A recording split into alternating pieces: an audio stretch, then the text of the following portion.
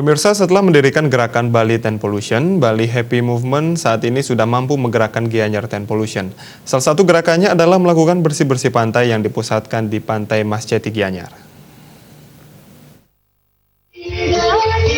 Guru Besar pendiri Bali Happy Movement, Kadek Siwa Ambara mengatakan, kehadiran Bali Happy Movement bertujuan untuk mengajak masyarakat Bali untuk berbahagia. Dengan jumlah anggota yang sangat fantastis, yaitu 20.000 anggota seluruh Bali, membuktikan antusias masyarakat Bali untuk ikut gerakan Bali Happy Movement sangat tinggi. Terbukti saat dimenangkannya rekor muri beberapa waktu lalu. Ditambahkannya dari gerakan Bali Happy Movement, kini juga hadir Bali Ten Polusi, yang bertujuan mensukseskan program pemerintah, yakni Bali bebas dari polusi, baik yang berasal dari pemanasan global, sampah plastik, dan gas emisi kendaraan. Dalam mengatasi permasalahan polusi tersebut, Bali Ten Polusi membentuk Gianyar Ten Polusi selain Tabanan Ten Polusi dan Badung Ten Polusi dengan gerakan kegiatan bersih-bersih pantai di Pantai Masjati Gianyar. Untuk mempercepat proses terwujudnya, kita juga membuat di setiap kabupaten.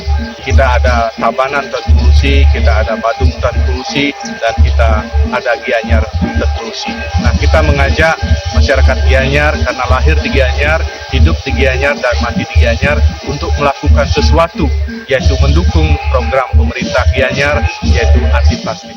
Pemerintah Kabupaten Gianyar mengapresiasi langkah Bali Happy Movement dengan membentuk Gianyar Ten Polusi yang bertujuan untuk meringankan beban pemerintah dalam mengatasi polusi yang mengganggu lingkungan selama ini. Diharapkan langkah serupa mampu ditiru oleh masyarakat lainnya sehingga Gianyar bersih dari sampah dan polusi lainnya. Dan Gianyar Ten Polusi ini kami pemerintah Gianyar sesuai dengan visi dan misi Bapak Bupati, kami mengharap makin banyaknya tumbuh komunitas seperti Bali Movement untuk bersama-sama bersinergitas dengan kita, masyarakat, semua komponen untuk mengurangi timbulan sampah plastik.